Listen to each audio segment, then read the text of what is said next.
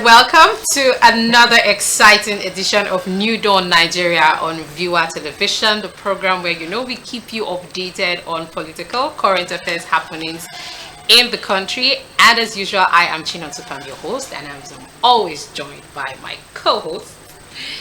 My name is, of course, Phillips Living. As I usually say, I'm here at your service. We're here to give you updates on what has been happening all through the week and make sure that at least you stay entertained while getting all the gist, all the information, whether it's educative or entertainment. Regardless, we're here to make sure that this moment, this time for the next 1 hour, 30 minutes at least, you get enlightened on what's happening in Nigeria or beyond. And as usual, we bring in guest analysts to look at some pointers, some whether it's whatever is trending through the week.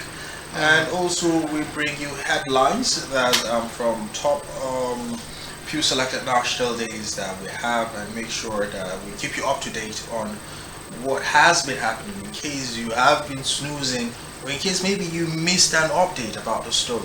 Yeah. We're here to make sure that, well, you get the very best of it. Now, before we bring in our guests, talking about a legal practitioner and a Pan-African advocate, Yeah. we'll be looking at the newspaper headlines up next. Don't go nowhere.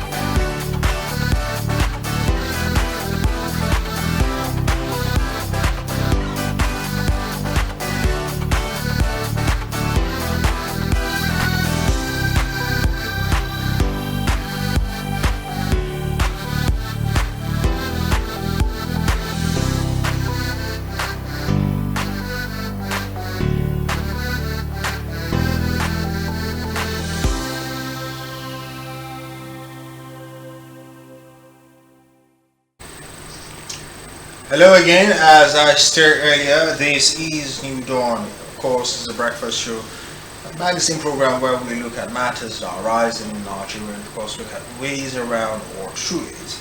Now, as I said earlier, we'll be looking at the newspaper headlines, talking about a few selected national dailies that we have, and looking at the top stories that have been trending all through the week. That's from Monday 14th to Friday 18th, where a lot, of course, happened, and it is important we keep you up to date on what has been from the national dailies. And starting with Monday, which was the 14th day of August 2023, we have oil marketers indicated that the cost of premium motor spirit popular called petrol could rise to between 680 naira per litre and 720 naira per litre in coming weeks, should the dollar continue to trade from 910 to 950 at the parallel market. There were updates after that, and also they coming out saying that the possibility of that is not feasible. Anyway, we'll give you more updates on that as we keep up with more headlines going forward. Now we have our General Abdurrahman Chani, leader of the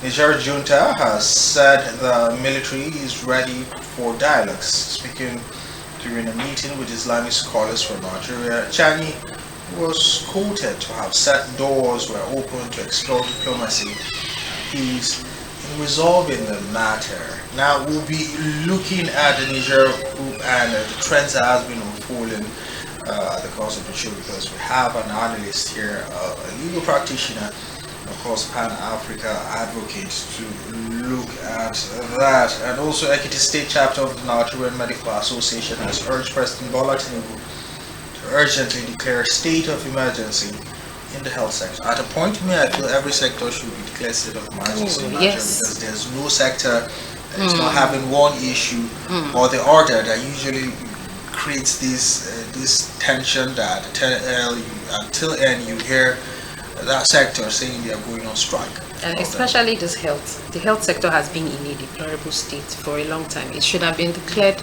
a long time ago. Yes.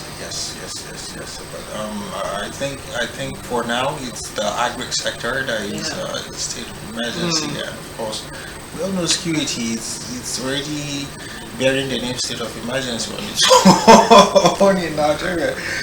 All right, moving forward, Socio-Economic Rights and Accountability Project, that SERAP, has filed a lawsuit against the Senate President Godswill Akpabio and the Speaker of the House of Representatives, Tajuddin Abbas, over the plan to spend 40 billion naira on 465 exotic and bulletproof cars for members and principal officers, and 70 billion naira as palliatives for new members.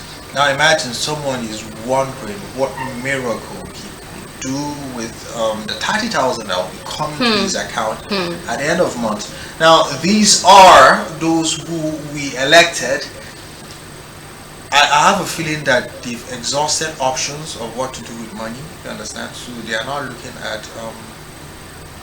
I have security convoy who stops everything with the siren and all that. I have security operatives in the front, back, inside or beside the car, beside me in the car. But I think that's not enough, because I have money that I don't think my family might need that amount now. So maybe I could use that to get a bulletproof car. But why do they need bulletproof cars? It's not the issue of the bulletproof cars. It's the amount. It's the amount. It's no, but let's just even ask. Let's say they are going to buy bulletproof cars. Why do they need bulletproof cars? You don't feel safe? Why haven't you done something about the security issues in the country? To just hammer on the whole need for bulletproof cars and all that. Imagine 40 billion and people are out there suffering from one issue to the other, having people committing suicide just because they can't handle the tension in the country and all that. It's seriously saddening. At the tail end, they will be like, 2 million naira has been sent to our account just for us to relax. Just relax. For us to breathe, let's have 2 million naira. I think it's time our politicians just begin to put a little bit of heart. Not so much. Don't be too empathic towards us. Just put a little bit of heart, so that we just feel something different. One of the problems in Nigeria, aside the case of corruption, is misplacement of priority when it comes to funds. The way they channel it, I believe 40 billion 40 billion plus 70 billion, that's about 100 and something billion naira. Imagine what goodness that could do to not one state, not only one state at least.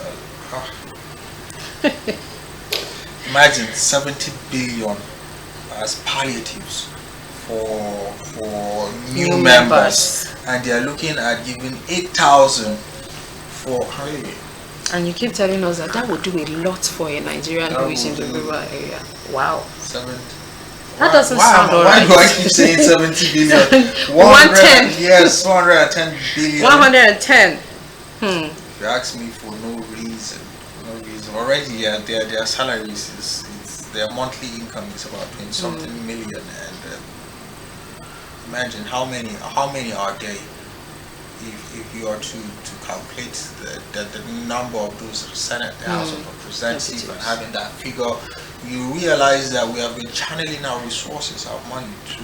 So just an average 500. I will tell you, they have professors under them, they have people in their own little cabinets, so they need all of that. So imagine if I believe if they're paying them 30,000 monthly, they will sit up.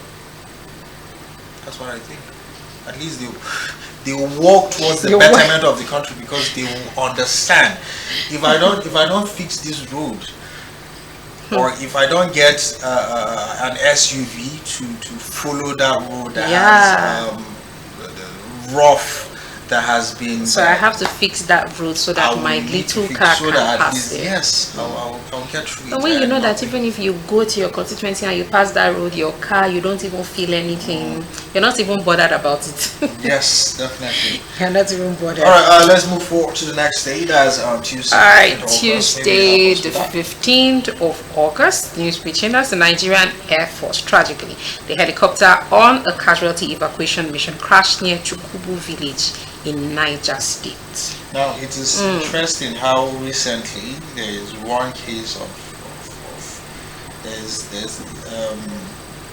plane crash in Nigeria is beginning to increase. That shows the level at which initially the planes possibly, in as much as it's inevitable, but I feel there is much to be considered, because most times if you ask people to go and get aircraft, they go for substandards and one thing. It feels one too many, especially in the Air Force. It should have the most efficient, right? So what keeps happening? I know there were rumors that it was brought down. Yes, it was brought down, and we don't have facts yet on that, but like I say, there's no smoke without fire.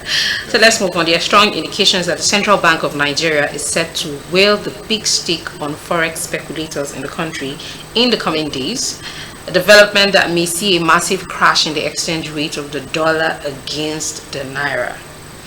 So from when this news had come in, we are yet to experience that. I feel it's something that you've been saying for a while. We're here and we'll make sure this stands the dollar by next week. You guys will. It doesn't just happen by talk.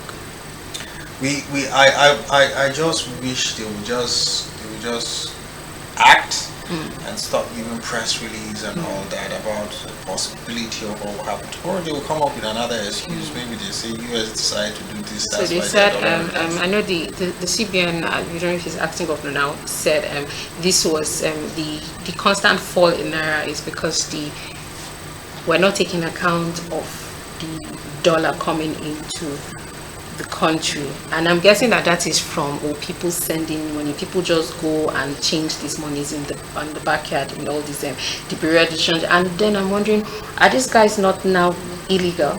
That was up since last year, so why are they still an issue right now? Yesterday I was passing through one of the is it Buari or is it we say where there are a lot of very change, and that's I was like behind the Sheraton. Yes, and I was like, are these guys aware that people are going through tough times? So with the way you are seeing me now, you expect I'll come out, I need dollars. Do I look? But people do, because that's now what he's talking about. That is where it is. So it is it's not coming in through the normal windows, and then they can't take account of it. So there's now little dollar chasing a lot of or rather chasing a lot of naira, and then that is what is accounting for that. But I thought those guys have become illegal and they've been cleared from there. Why are they still there? Why doesn't everybody have to go through the channel of the banks for their exchange? So if we're going to do things, let's implement things. Let's not forget also that there should be something from the bank that is giving those people outside the currency. I don't know if you understand. I understand what you're saying. So yes. They can't come and say It's the people outside at fault It's when because they are the how ones else is it inside coming in? that are giving it out to those down because they have their own interest. Yeah, personal interest. And it will surprise you to know that most of the people from the bank have their own. Let me use the word retail, or they have their own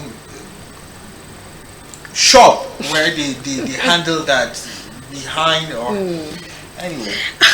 All right, so we'll have more on this when we have our analysts come in. It says here that Katsina Elders Forum has called on ECOWAS and the AU to negotiate with the military leaders in Niger Republic in order to peacefully return the country to its democratic government.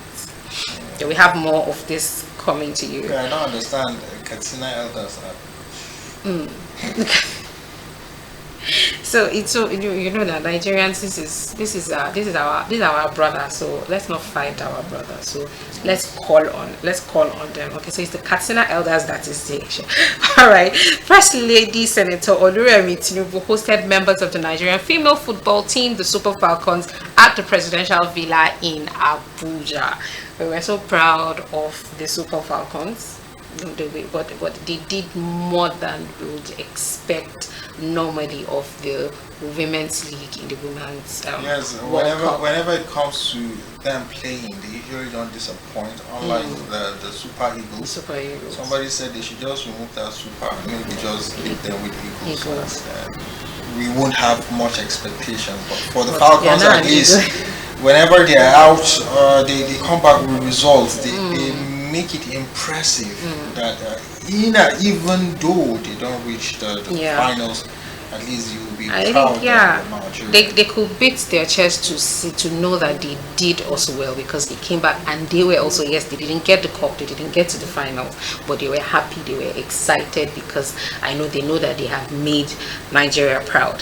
So last news for Tuesday, law students of the University of Calabar, that's UNICAL, have called out Cyril Ndifon, the Dean of the Faculty of Law, over alleged sexual harassment. You know, when this news came out, it just happened. He was in a meeting with that's the dean. He was in a meeting with the VC, and all of a sudden they were chanting outside. That's from I think the president of the law students in the university. And all of a sudden, imagine you're in a meeting and all of a sudden someone will come in and be like, they're protesting outside because of you, that you are molesting students, you are touching. And the placards that were out there was like, stop touching us at the weird places. We are tired of sucking. And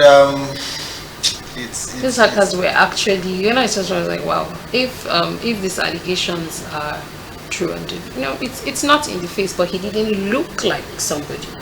Well, based on what he said it's enemies that are out there to tarnish his image, but as the saying goes, there's no smoke without fire. And for them to come out this way, that means they are tired.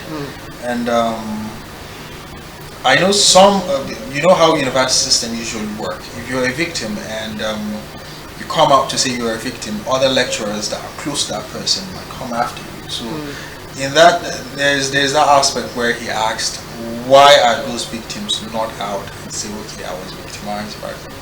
But it's interesting, and it's I don't want to say it's a good news that the university have called for an investigation. Yes. I think that's good news, because it has to be looked into. Okay, these the news when they are out protesting. There is an update where there's an update after. Yes, but anyway, we'll get to that update. We'll get that. Now, moving forward, Wednesday 16th, Seplat Energy PLC has confirmed that one person died following the collapse of its majestic oil rig near Evor in Delta State. Now, how that I don't know whether they are done with their investigation and found out why that rig just collapsed, whether it's a sabotage or depletion in the structure quality and all that. either way, it's a sad story. It's a sad That's story. And federal government applied to withdraw the illegal possession of firearms case filed against the suspended Central Bank of Nigeria Godwin Emefiele. Now this case, I feel, is going far away. It's just they should have just been done with this case. Why is it being withdrawn anyway?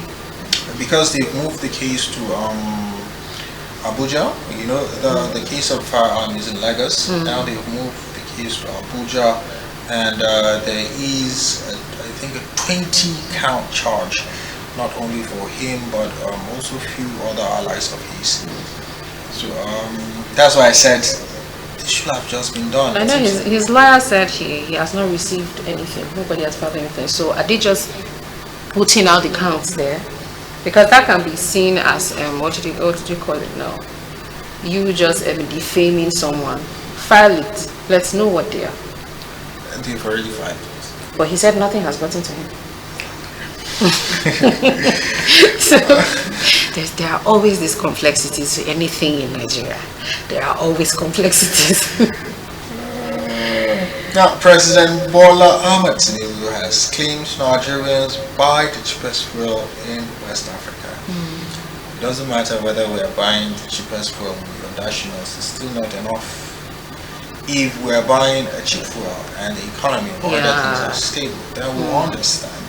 But we are not used to buying it. We will need at least time to adjust, of which we are good at that as Nigerians, but also the factor where other things are getting harder is what Nigerians are really complaining about. It's not the price of fuel. Even if they make the fuel 2,000 naira per litre, Nigerians will still buy. But if other factors that are attached to all this are having or creating more hardship to a common already a common Nigerian is in hell. Permit me to use that word. I beg your pardon for that. But imagine adding more fuel to that fire that already he's in. So short story. I was in a tricycle the other day, leaving work, and this tricycle driver could hardly construct a sentence in English, but we got into conversation in Hausa, and the things he was telling me was just amazing. He said he was saying, even if we had to buy petrol, like you're saying, for 2,000 naira a litre, and when he takes his child to the hospital, he doesn't have to pay fully for drugs, he doesn't have to, then he's okay. If he can send his child to school and the school is close by, and then he's fine. But was the promise not that these monies that will come? That's a tricycle driver that could not construct the sentence in English. He could make sense of that. You now wonder, like somebody will say, who does? If somebody, it means we all understand. So that's why most times we're all angry and just, what's happening? This is basic. This is basic. And like people will say, they'll say, oh, subsidy is a scam. Subsidy is part of federal government, how governments get to help their citizens. Yes, it may not be in the petroleum sector. Can you prove it somewhere else? Because the main issue about it was that a few people were standing to gain, right? So what if you move the subsidy to the health sector? What if you move it to education? You ramp up our education system, you do all of that so that the citizens, we have to pay less somewhere else, and we wouldn't mind. Yes, right? But now everything is just high. Everything is just high. And because we know that petroleum is a major driver of the economy, it's affecting everything else. So can you give us some air in other sectors? Well, let's see what happens. All right, now Ford the federal government says it has no plan to increase taxes or add to the burdens on the country's tax-paying citizens. That's about it for Wednesday, 16th August. Alright, so let's move on to Thursday, 17th of August. President Bola Ahmed Tinubu on Wednesday night released a list of portfolios for his ministerial appointees. The president will swear in his new ministers on Monday. So I was going to ask you before we end, but I know we have an analyst who's going to talk more and extensively about this. What's your general take, Living, on these appointments, on these portfolios assigned to the appointees? Personally, this is what I believe. Just like the case of the previous administration, they bring in people with good CVs and all that, and everybody's hopeful. But then when things starts unraveling, you just wonder what is happening. What is happening? Where is this juju that we can't just handle it and tackle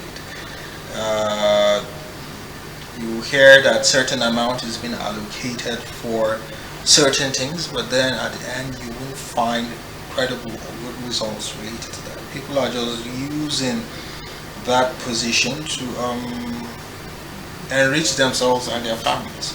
Now, all I could say is I will still remain hopeful and pray for Nigeria. But aside that, I still can't find, because most of those from the list from the ministerial list have one issue before or the other. Now you're bringing them to handle a whole ministry. Imagine, especially fraudulent allegations.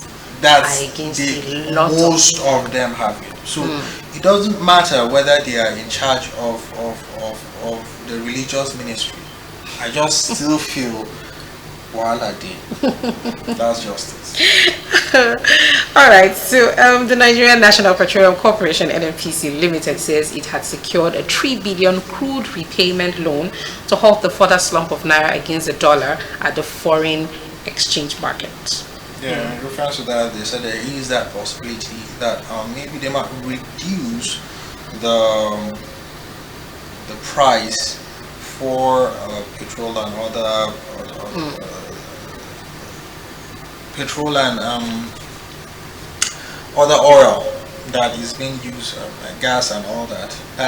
There is that possibility, but we hope it works, because sometimes they collect loan and it seems like they collect loan for themselves, but it's the country that is paying. Yeah, of course, it's the country that will end up paying, but because what is not clear now is where this is coming from. Is it out of our savings, from the subsidy removal, or from where? Anyway, moving on, the suspended Central Bank of Nigeria's governor, Ms. Godwin Emefiele, will be arraigned by the federal government before the Federal High Court in Abuja on Thursday over a fresh 20-count charge bordering on procurement fraud allegations. Emefiele will be arraigned over 6.9 billion procurement fund conspiracy and conferring corrupt advantages on his associates alongside female CBN employee Saadatu Yaro and her company. Now that has been cleared. Yeah. So, but the thing is, as at the time his what's his name? His lawyer was saying. His lawyer says he has not saying, and it's just there is that it's just possibility. a case of what he was saying was that it has not gotten to him. No filing has been brought to him, right? So I don't even know what is he trying to say. There's no credibility in what they're saying because nothing has come to him. Okay, there is that possibility that that has been forwarded, but the fact that they said he will be arraigned, then definitely one way, somehow, the letter will reach out to him.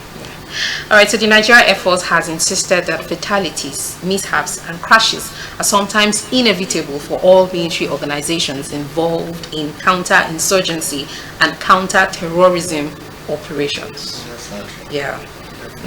But definitely. But I feel like this is making excuses because you're losing men, you're losing equipment. Put your house in order.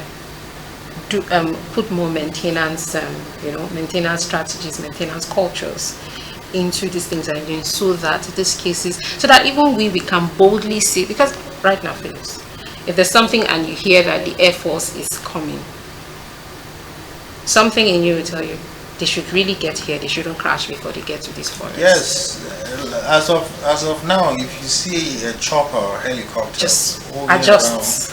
Find a safe So they are losing credibility. No, you'll be on punch tomorrow.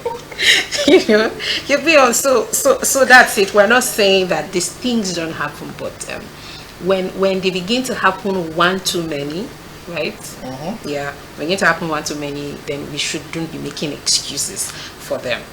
So the military chiefs of the ECOWAS met on their meeting Thursday and Friday in Accra, Ghana, amid tensions over a possible military intervention in the Republic of Nigeria. Yeah, like we said, we'll have an analyst where we deliberate of Niger. of Niger. Yes. Of Niger.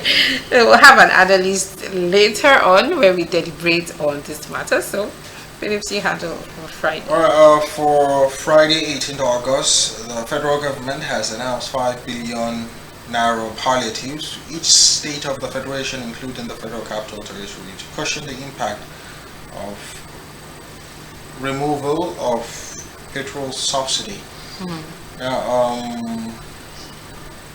I just know somebody is getting rich. Yeah, somebody is getting rich.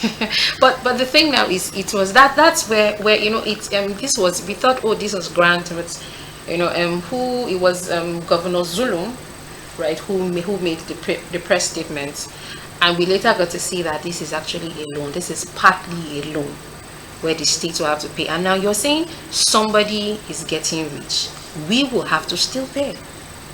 If the states have to pay, it means the citizens, the residents of these states are still going to pay for it one way or the other. Yeah. Through taxes, through this, through that. As I said before, somebody will collect the loan for himself, and the country or the state, as the case might be, another thing we don't even know is what this is. There are the states, right? Are they left to make autonomous decision on how they spend these loans? Is there going to be an eye over them for implementation of whatever, alleviating policies or strategies that they put in place, or they are just going to be left to deal with 5 billion naira in your state? Is it going to be for only civil servants? How is it going to go around? These are questions to ask. Trade transparency plays a role here. Alright, moving forward, the High Court sitting in Lagos has struck out the illegal possession of firearms charges against the suspended Central Bank of Nigeria CBN Governor Godwin Emefiele by the federal government. I just feel you striking one and bringing 20. What have you done? If you tell me, hey, you know what, we're striking out the firearms, but we have 20 here, okay? So why are you now even striking it out? Just add them, let me 21. And why are we even striking it out? Because, like I said, this is also serious allegation. So why are you striking it out? Now this other 20, these counts now sound more like what his antecedents. I'll see now. Yes, this sounds like things that he would have done. So now it now feels like this firearms thing already. Let's even just remove it. Let's focus on what brought us here. Right. I think they realize that the firearms doesn't, in as much as yes, it has its own, but doesn't have much. Yeah, much it doesn't hold. They need. I just fear he end up as a scapegoat for bigger situation. Because that's what we see happening. The video of him trending where he's hiding his face and all is just a sign of power doesn't last forever. This power doesn't last. One day you're high and mighty, you're the most revered human being in the country, and the next minute you have pressmen all over your face and all of that. For the wrong reason. For the wrong reason. Because pressmen are always on your Yeah, they're always around for the wrong reason. Now, still on that story, the planned arraignment of the suspended governor of the Central Bank of Nigeria, Godwin Emefiele, and one other on a 20-count charge stalled at the Federal Capital Territory High Court, Abuja, and that was on Thursday. Now, troops of the Economic Community of West African State, ECOWAS, have declared their readiness to join the standby force to restore civil rule in Niger. Well, let's not dwell on this much because we have an analyst who will do that for us. And finally, in 9 years, the management of the University of Calabar has suspended Professor Cyril indeed for twice over alleged sexual harassment of female students. Now, it's not the first time. He already, within a period of 9 years, has been suspended twice. So as I said, there's no smoke without fire. So somehow there could be an element of truth, but I think at least this it's a move towards the right direction. At least if there's any other person that is doing that, he will have that feeling that if they should move it in just like they did with this dean, then definitely imagine it's the dean of law. Yeah. So, if he has been suspended twice, then at this point I think he needs help or arrest. One of those things needs to happen. One of those things needs to happen. I used to have a lecturer like that who we were like I think 7 in that class, and all of us two of us are just male and the rest are female. It happened that all of a sudden everybody got A. I think the least got B, but just one lady got F. It's a theater art class, and for an actor to get A, for other managers to get A, I think it's the lighting manager that got B because of one issue, technical hitch that happened. Her capacity is the director. Imagine a play getting an award, but the director getting an F. Wow. Just because she didn't do just because she didn't do the wrong thing. That's just it. So I think these things really need to be taken into caution because it's very prevalent in tertiary institutions in Nigeria. Yes, well, that's how far we will be. We'll go on the newspaper headlines review, and of course, as we usually put it, drop by any vendor close to you, get a copy, and of course, find out more, follow up on more of that stories, of course. And it is the 21st century. You can just get that one click away. Use your phone or any of their online platforms and get more of that stories there. Now we will be looking at the portfolios for the ministers, and of course the case of the Niger coup. More updates from there up next. Don't go nowhere.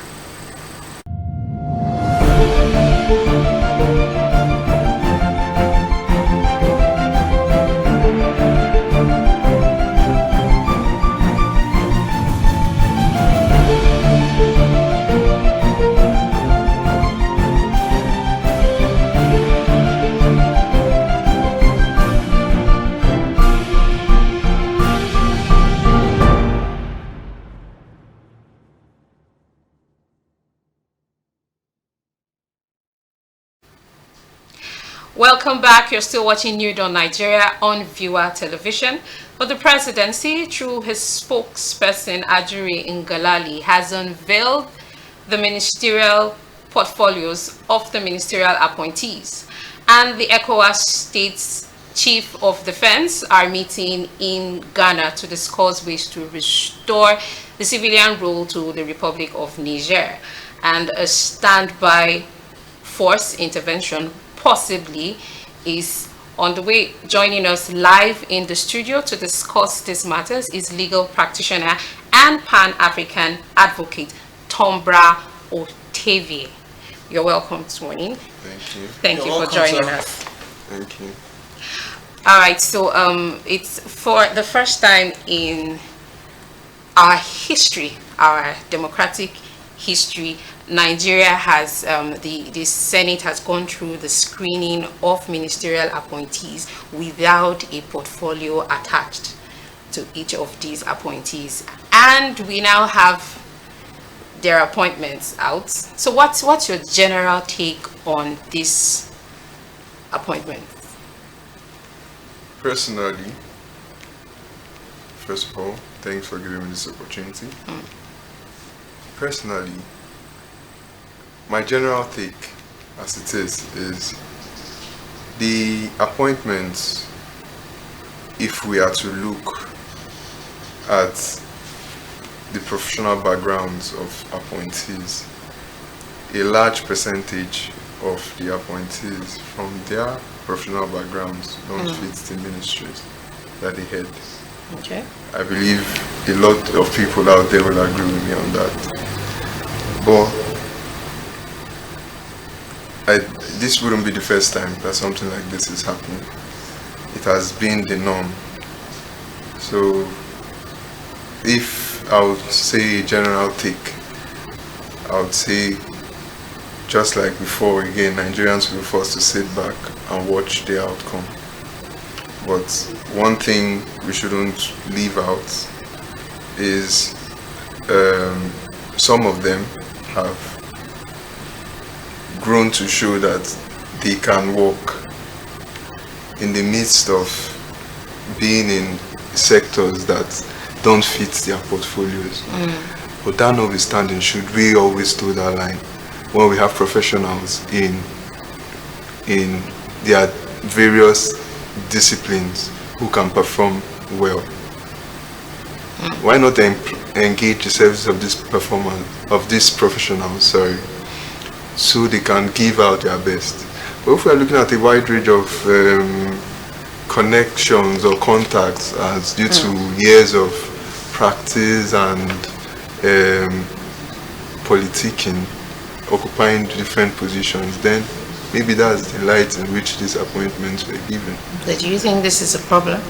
Do you think this is a problem, or this is going to be a problem? Or like you said, we just sit back and... Well, this is on a general note, though. But if we are to go down to various ministerial appointments, to name a few, we have Dele Alake, right, as Minister for Solid Minerals. He has been in the communication field right from the time of Abiola. He gets always in the communication, information, communication. But coming to solid minerals, a lot of people will raise brows. Yeah. You get that's definitely, invariably puts up worries in the hearts of a number of Nigerians.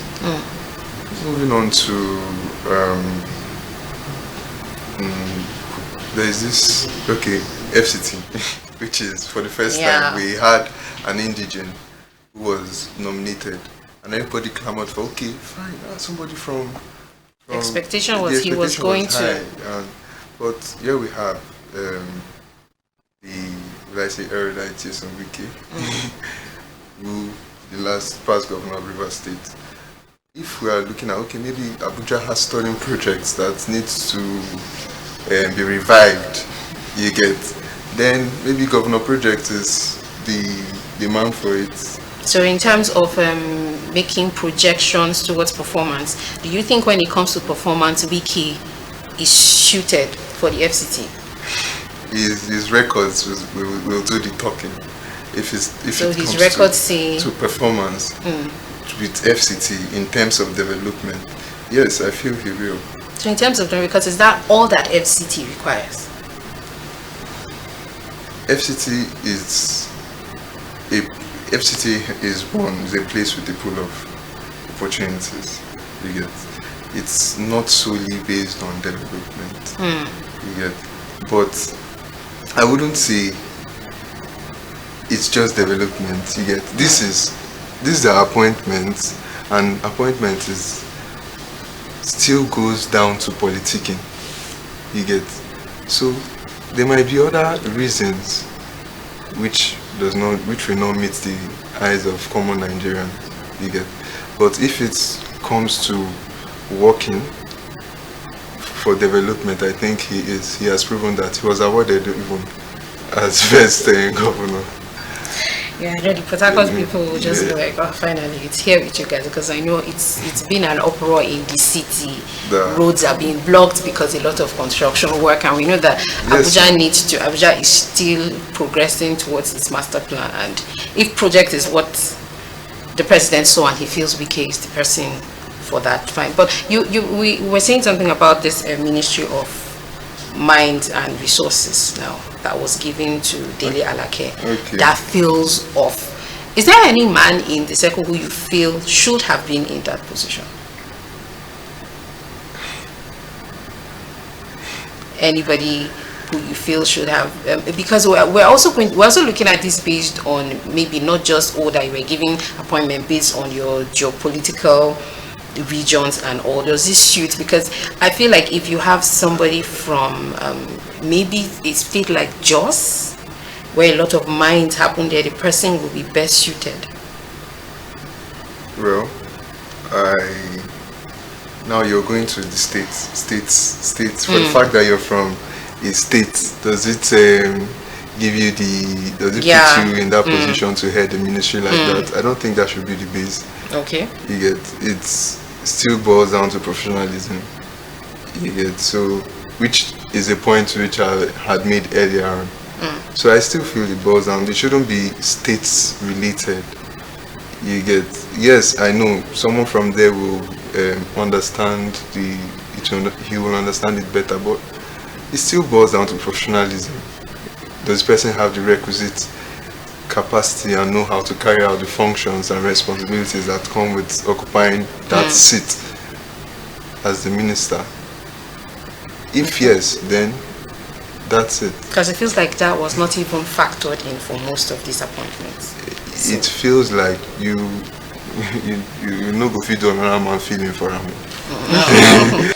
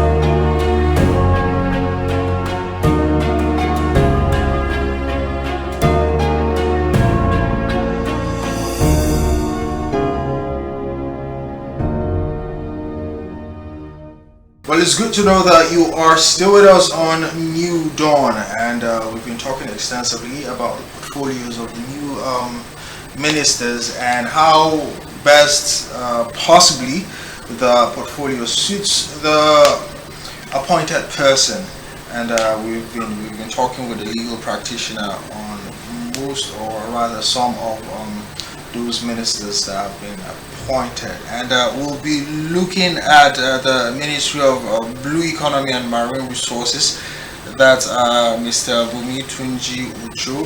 In as much as I'm still not clear about what the Blue Economy stands for there, but do you think in his capacity he will be able to deliver? We all know how marine has its own issues, You understand, when it comes to importation, exportation, vessels, and also pirates and all that, oil bunkering and all that. Do you think having his profile, he's suited for that position, and possibly we might get to that El Dorado from the Marine Resources Ministry? Okay. I'll start by saying that the Ministry of Blue Resources and Marine, it's a positive development, because like from what you said, drawing from what you said, the marine sector has its complexities. And Nigeria as a nation has not been able to totally grasp that sector. So would we be saying that the president in his wisdom has seen this loophole and is trying to harness the resources or the economic value that can come from the marine sector, which has bettered this ministry? Now, the person occupying the position, the office, Tunji, a former House of Reps member, you see, that question, your question, is he best suited for the position? This has always been the question in Nigeria. It cuts across almost every sector. Because if you're going on professional basis and all, you wouldn't say an appointee suits his office. But how and when and how they end up coming up with these appointees is not one that I as an individual or you or anyone out there can really just fathom. We just see it happen and we are made to live with it. You get, but if we want to say is it best suited based on professional basis or offices held, we wouldn't say yes to that. But if we are going by that, we would not be saying yes to a wide range of offices. Yes. So we are left to sit back on the worry table, which Nigerians are almost getting used to. Yeah. Sitting on the worry table. We are used to it already. Yeah. We are used to it, sadly.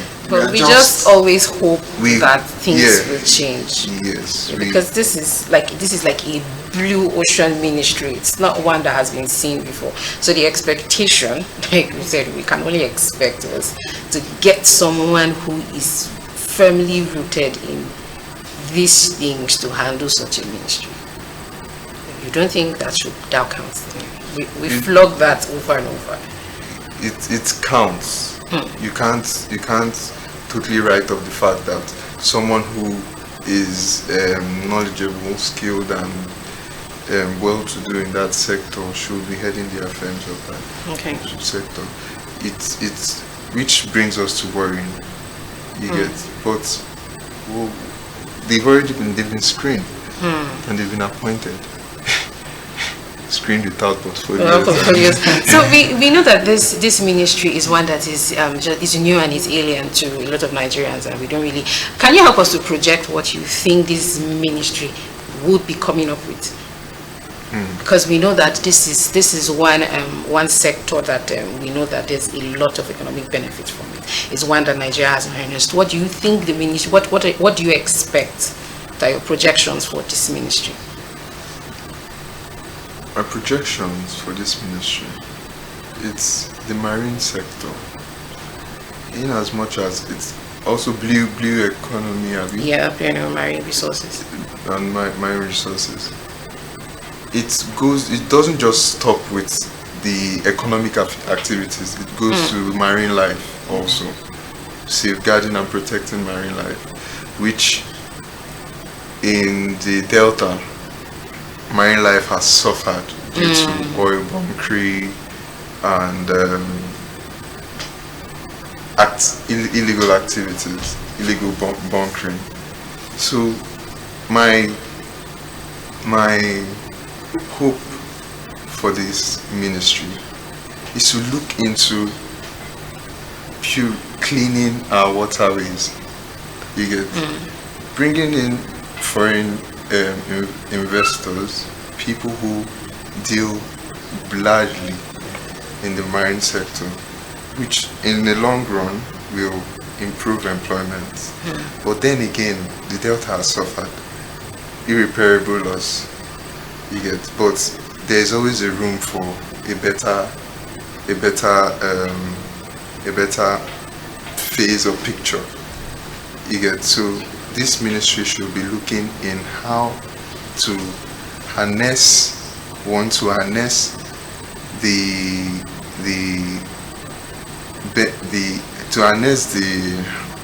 benefits we have from the marine sector.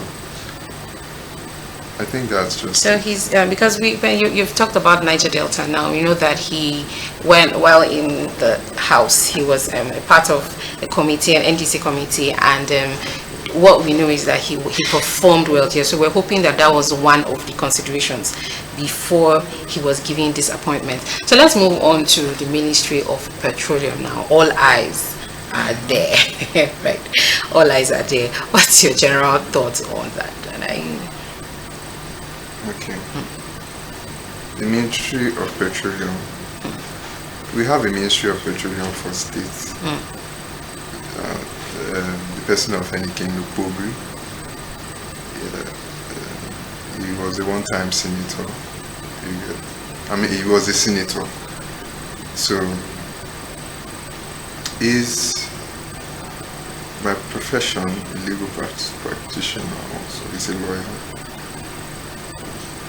He has climbed the ladder. So this is a ministry that, like you said, all eyes are on it. Him heading the affairs. He is not heading. The president is. Yeah. But we still will be hoping that he works hand in hand in tandem with the president to move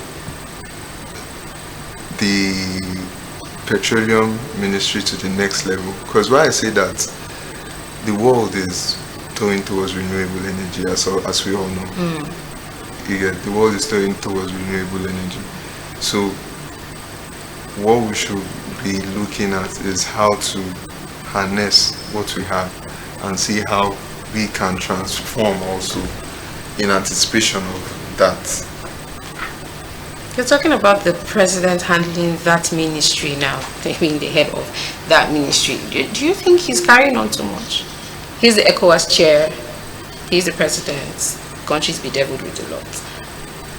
Adding that on now, because personally I was expecting he would break that off from the previous administration. And that's a very vital ministry. You will agree with me on that. It's a very vital ministry, and as a leader, history books will tell us, even when kings conquer, emperors conquer, one of the best means to secure your rule is to go to that region for some time. You get go to that region for some time. You get, so him totally handing off the Ministry of Petroleum Resources, which is a key ministry in the Federation. I don't think he will want to do that. Okay. Yes, he has a lot of duties, responsibilities as chairman ECOWAS and other duties as president. But the Ministry of Petroleum Resources, yes, he should have left it out, given to someone who will handle the affairs very well. But with it, our last president did the same thing. Yeah. And this is just a repetition.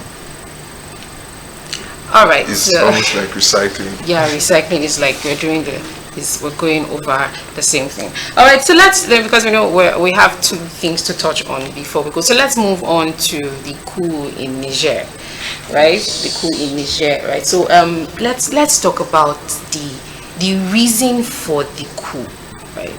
We know that it's primarily about the state of the nation and bad governance, right? And we're looking at it from the aspect of ECOWAS and the issues they are hammering on, right? Do you think that they should begin to focus on something else as regards that coup right now? First, when we talk about coup as it is, Africa is not new to coups. The first coup in Africa, I think, was in October 1963. And Niger in particular in question is also not new to it. This isn't her first coup. I think it should be like fourth or fifth. So, and one thing again we should take our minds to is the fact that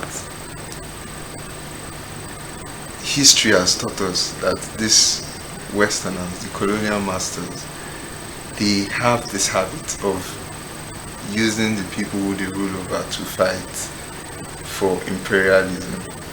We saw that in Senegal, the Tirelures African soldiers, they fought for France. They fought for France, also Britain, 19th century. I'm just going back history line, because British in the 19th century, when they colonized Sudan, if I'm not mistaken, when they colonized Sudan, they used the Egyptian military force. They used the Egyptian military force in actualizing that, and they called it the Anglo-Egyptian force. Mind you, they had taken over Egypt. So we see them using Africans to fight Africans. We saw it over and over. We saw it over and over. They are along. If you go and you research, you see it. Now, coming on to Niger. Niger has suffered over the years. These people gained their independence in 1960, right? Yeah. And since then, they are still ranked as one of the poorest. Poorest, yes. You get, they are impoverished. They face security challenges, terrorist attacks, name it. So, and mind you, they also still have, they have in France military base. There's a France military base in Niger. In the midst of that, there's still insecurity. So the people are fed up. The people are fed up. They are sourcing for a better chance, a better opportunity, a better offer. So is the people, the citizen support for the coup, like we're seeing, is it valid that they support the coup? Because they seem to be showing support for the military. Yes, they seem to be showing support for the military, which we've seen all over social media. You're asking if it's valid for the coup. Do you think it's strengthening the coup? Coups, military rule is not one to applaud. You get, but strengthening the military, the people are behind them. So invariably, it's as though we have the people. So you coming on to tell us to cede power, to leave power. You don't have the people. So it's as though it's strengthening them. But in the long run, military is not something to applaud. The military rule. I think the people are not well informed about what's at stake for them if they continue. Yeah. They are not, we would say they are not well informed. But then again, we would also put in mind that these people are just having suffered all these years. They are saying, let's just try something new. Let's just try something new. If France has been with them, they benefit from their uranium, yet what's in Niger. You get what's in Niger. Okay, so the global concern, the West African concern, has been the talks of ECOWAS still insisting that the use of force to restore civilian rule in the Republic is not out of the table. What do you think about that? You see, that's why I started with that little history. The question remains, will the use of force in Niger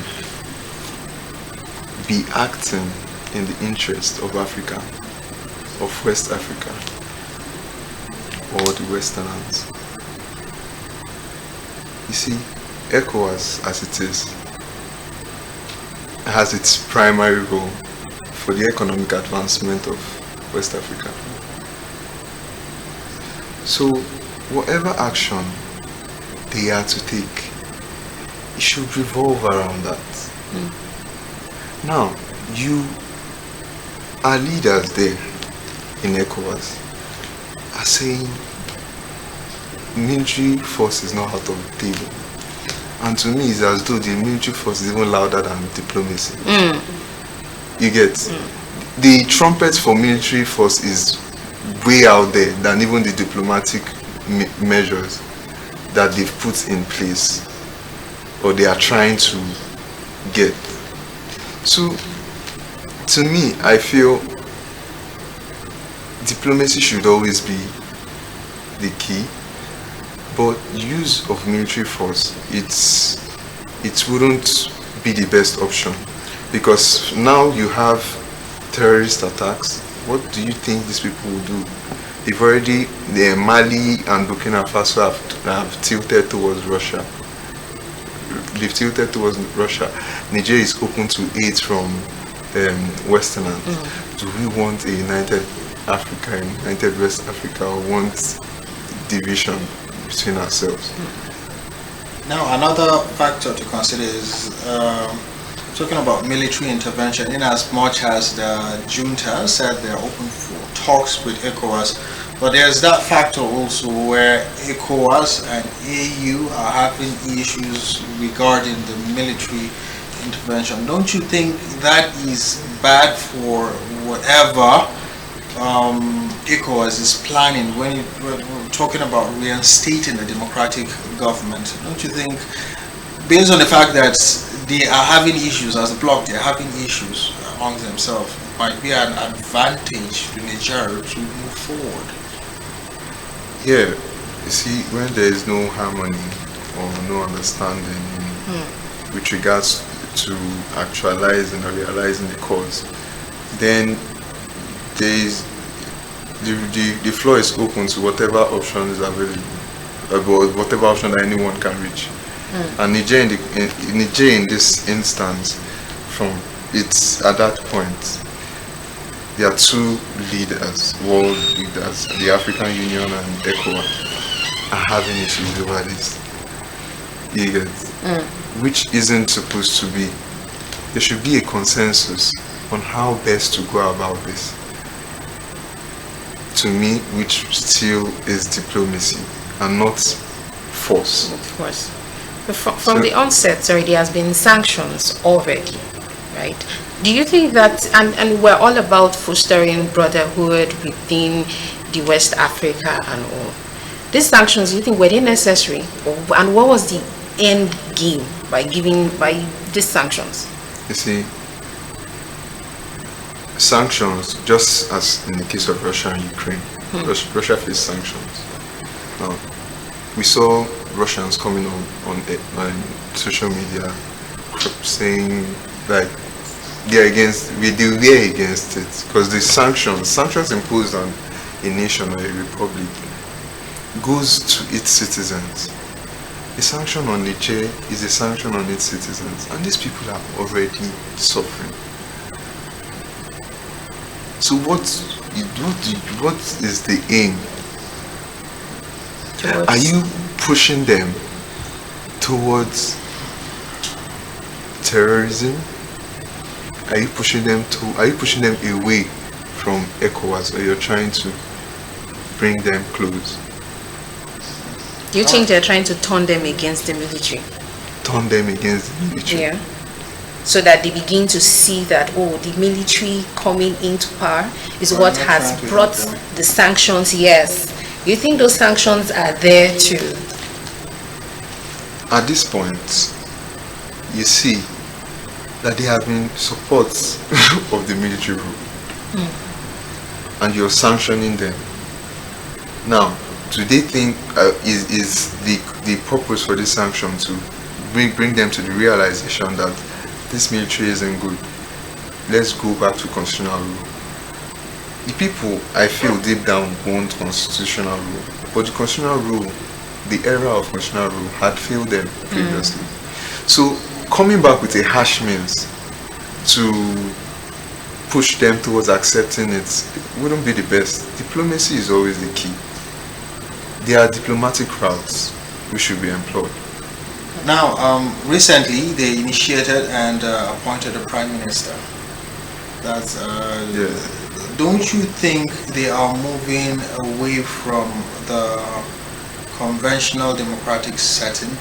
Prime ministers in some cases are usually appointed, and if that's the case, then the conventional democratic setting might not still be there in a way, because the next thing they will say, okay, your tenure ends by this time. Then in some places is we have monarchs and then the prime minister.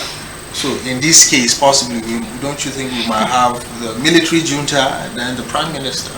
Don't you think they've indirectly or directly deviated from the democratic setup that it's supposed to be?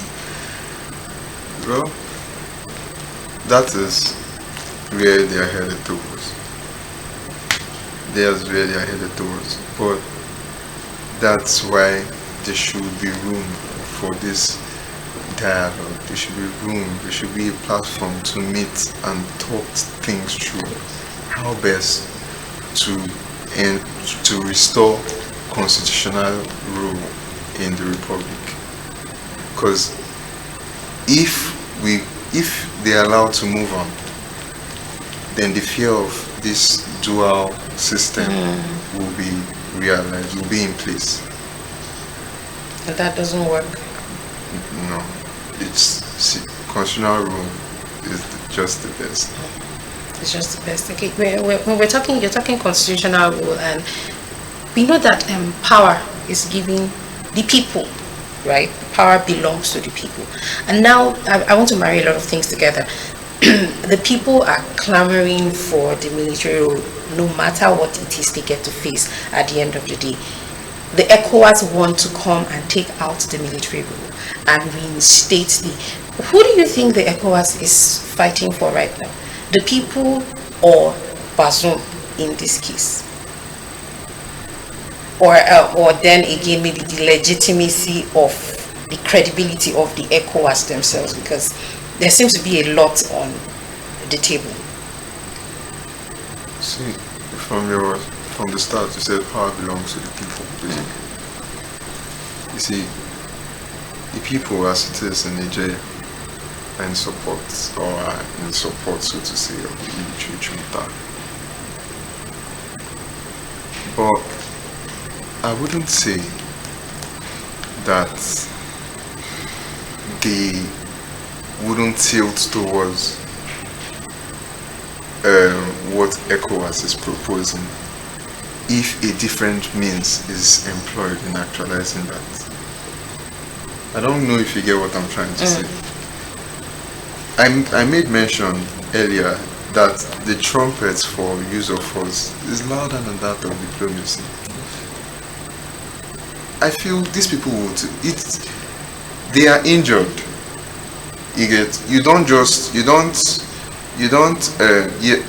Immediately you get injured, immediately you sustain an injury, it doesn't heal just out. If you try to walk, if it's on your foot, if you try to walk, you might fall.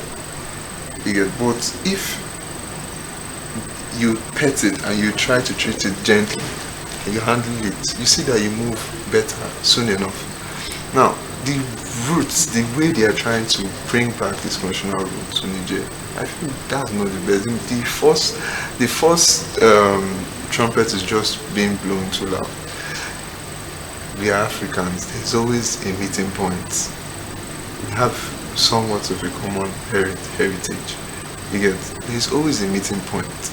There is a way to communicate that we will see that they will see eye to eye with these people and see how constitutional rule will be restored. Not military, not invading, using the military force. Not that. For me, that should totally be off the table.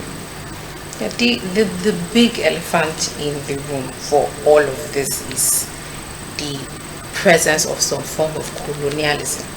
Do you think this ends that era? Because we can't shy away from the fact that that is very, very dominant in Niger. Well, that brings us to what we've been seeing in Anglophone West Africa, Anglophone Africa, where they have started tilting towards pushing off France, pushing off the French. You see that in Mali, we saw that in Burkina Faso, Guinea, right?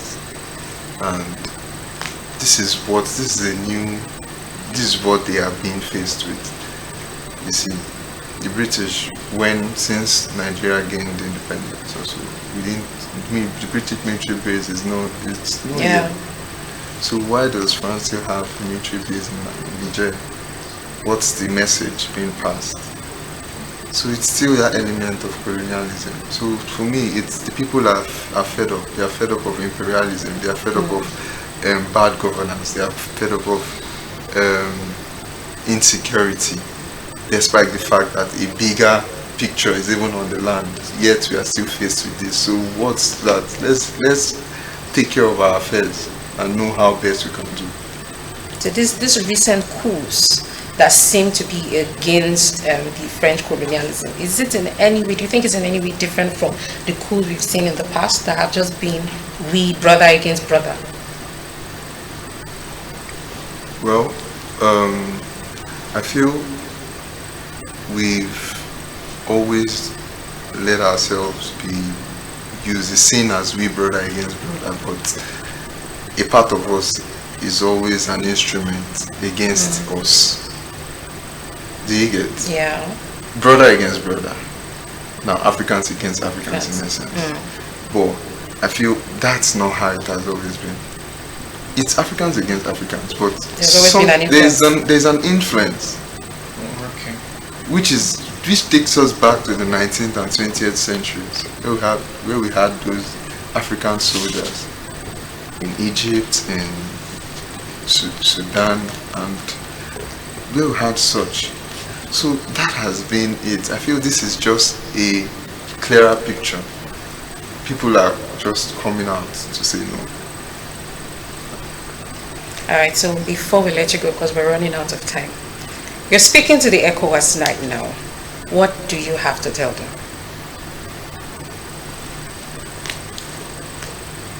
Well, first off, I commend the leadership so far in handling the affairs of West Africa. But in relation to the Niger junta and the sanctions, as well as the possible use of force, military force in Niger, I will appeal to our leaders there in ECOWAS to sort out for better diplomatic means in resolving this crisis we have, because it's a crisis. Nobody wants military rule, although the people seem like they do, but it's not the best. So There should be. There's always that diplomatic means. There should be. Diplomacy should always take the day Yeah. over use of force. Okay. All right. So that should be. It shouldn't even be on the table for me. No matter what we do, we should always fall back. Because that will Diplomacy. put the people of Niger, the citizens, in higher risk. They've suffered a lot, they're impoverished, they are dying. So They shouldn't be put through any more hardship than they are in already. Right, so we're hopeful for how this all ends up and unfolds. Yes. Right. Thank you so much, Tombra, Otavie legal practitioner and Pan-African advocate. It's been wonderful having you around. All right, we'll go on a quick break now. There's more when New Dawn returns. Stay with us.